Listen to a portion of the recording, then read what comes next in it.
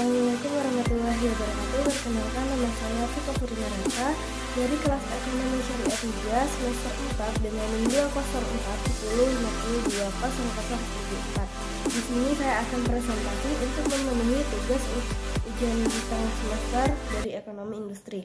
Nah, yang pertama saya akan membahas terkait dengan teori-teori apa saja sih yang ada di dalam perusahaan dan apa itu teori perusahaan. Nah, teori perusahaan itu adalah sebuah cabang manajemen yang memperhatikan atau hanya berfokus kepada sifat korporasi daripada sifat pasar.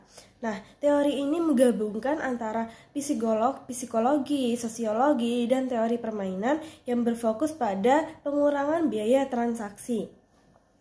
Nah, teori perusahaan ini berkaitan dengan semua perilaku perusahaan yang ada di dalam pasar. Dan esensi dari teori perusahaan ini adalah bagaimana perusahaan menetapkan alokasi barang yang diproduksi dan pada tingkat harga berapa barang itu dijual, seperti itu.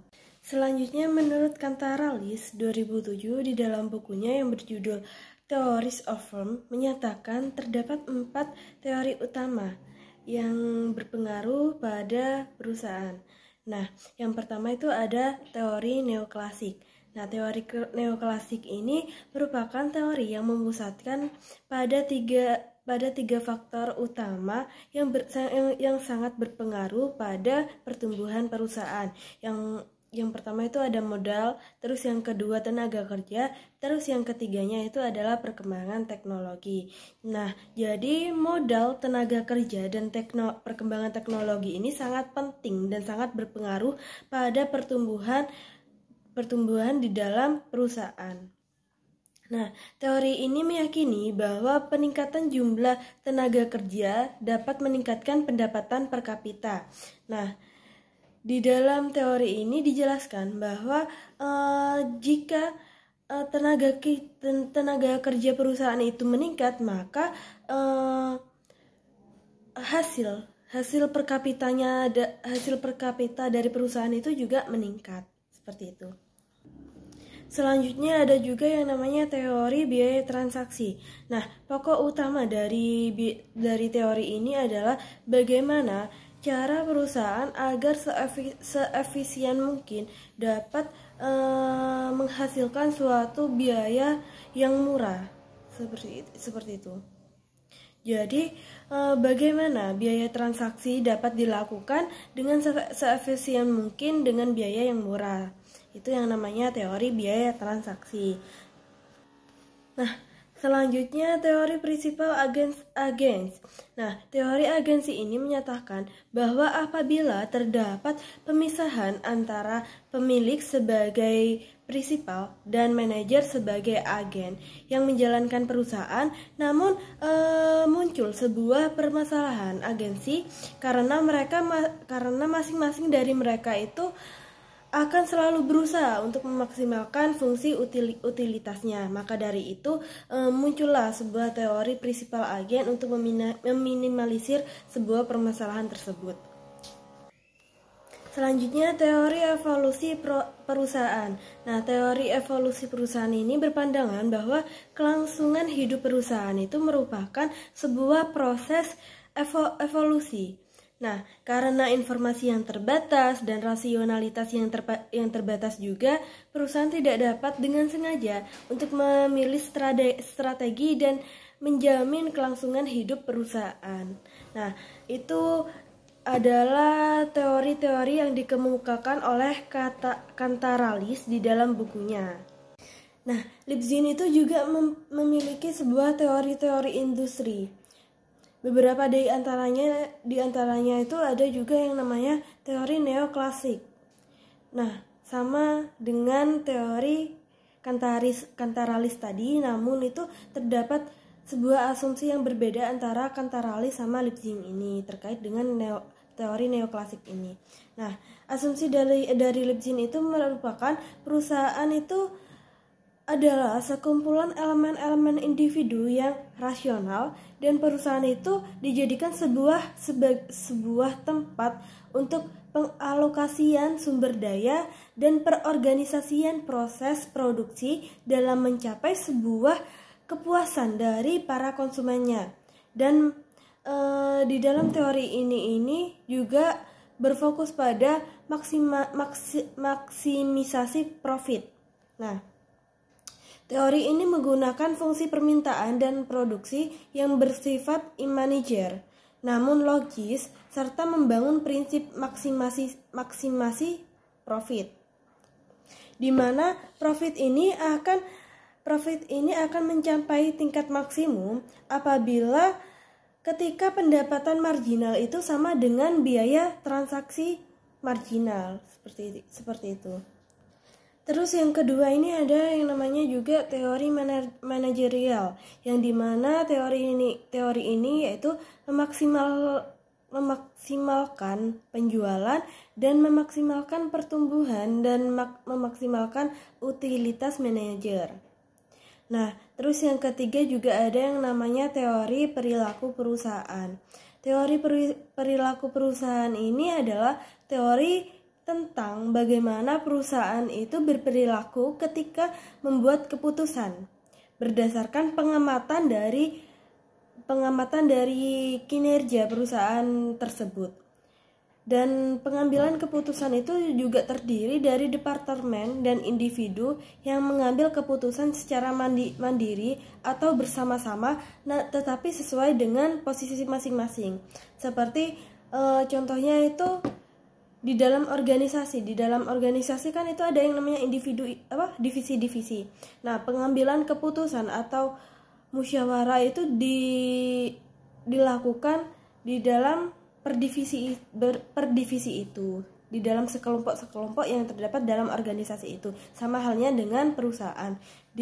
Keputusan itu dilakukan secara menurut posisi masing-masing. Jadi di dalam perusahaan itu juga ada yang namanya seperti divisi-divisi tersebut. Namun dijadikan pengambilan keputusan itu dilakukan dalam sekelompok dan sesuai posisi masing-masing, seperti itu.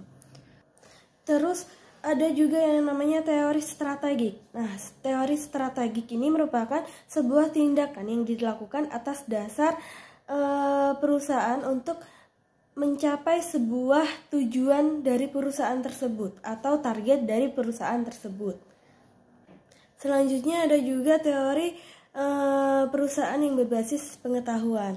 Nah, di dalam teori ini dijelaskan bahwa konsep manajemen pembelajaran organisasi yang menyediakan perusahaan dengan strategi untuk mencapai keunggulan kompetitif. Nah, maksudnya di sini itu bahwa di dalam teori ini kita itu harus terus mempelajari terkait hal apa saja yang memungkinkan kita untuk mencapai perkembangan yang lebih baik untuk kedepannya, untuk perusahaan kedepannya.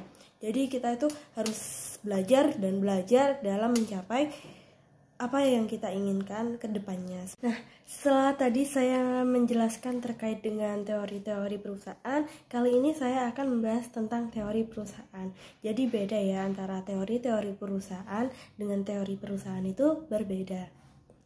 Nah, di sini sudah dijelaskan bahwa menurut Salvator 2004 itu perusahaan merupakan sebuah organisasi yang mengkombinasikan dan mengorganisasikan sumber daya untuk keperluan barang dan jasa penjualan. Nah, sedangkan menurut Bartwell 2010 yaitu perusahaan merupakan sebuah organisasi milik seseorang atau beberapa orang secara bersama-sama yang terlibat dalam berbagai bentuk aktivitas produktif maupun aktivitas lain yang telah ditentukan sebelumnya. Nah, selanjutnya menurut Rales 2007, perusahaan itu adalah suatu mesin untuk memuaskan kebutuhan manusia atau masyarakat, di mana perusahaan memperoleh pendapatan dari masyarakat yang selanjutnya didistribusikan kepada pemilik perusahaan, pekerja, pemasok, dan penyediaan barang publik.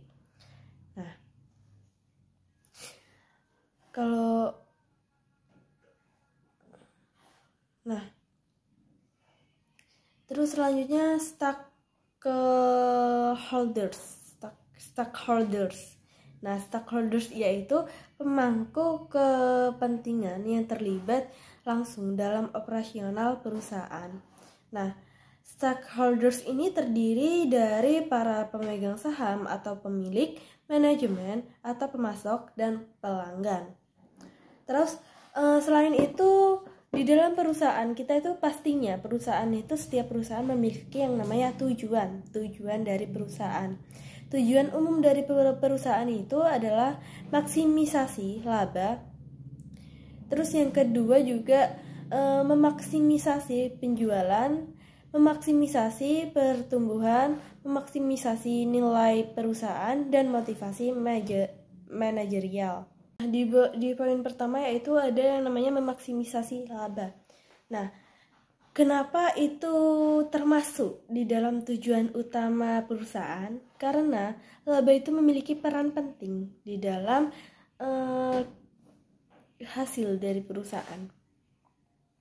Karena laba itu berfungsi sebagai sinyal yang bernilai bahwa keluaran perusahaan atau industri itu harus ditingkatkan. Jadi dari laba itu kita dapat menilai, oh sekarang lagi turun nih pendapatannya, jadi kita tingkatkan lagi gitu. Dan laba itu juga memberikan sinyal untuk ekspansi dan masuknya. Laba itu juga memainkan peran kritis, baik dalam memberikan intensif bagi inovasi dan efisiensi produksi maupun dalam mengalokasikan sumber daya yang langka. Seperti itu. Baik, karena presentasi saya sudah di bagian akhir, sebelumnya saya akan menjawab pertanyaan dari Ibu dosen terlebih dahulu, yakni pertanyaannya yaitu, apakah model neoklasik perusahaan cukup memadai sebagai suatu dasar untuk menganalisis pembuatan keputusan perusahaan? Nah, jadi menurut saya model neoklasik yaitu apakah sudah cukup sebagai dasar untuk menganalisis pengambilan keputusan?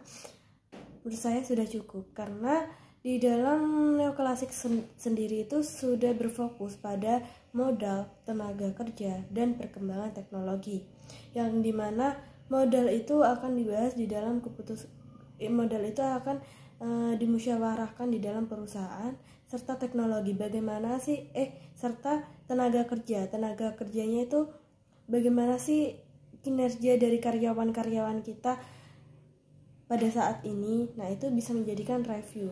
Nah, terus perkembangan teknologi juga antara modal, tenaga kerja, dan perkembangan teknologi itu sudah mencakup buat perkembangan perusahaan selanjutnya bagaimana, seperti itu. Jadi menurut saya neoklasik itu sudah cukup untuk menjadi dasar buat menganalisa hal-hal terkait dengan perkembangan perusahaan selanjutnya, seperti itu. Dan terkait dengan presentasi yang sudah saya bahas tadi, yakni dua materi, yaitu teori-teori perusahaan dan teori perusahaan. Jadi dapat disimpulkan bahwa teori perusahaan itu sangat penting bagi perkembangan perusahaan selanjutnya.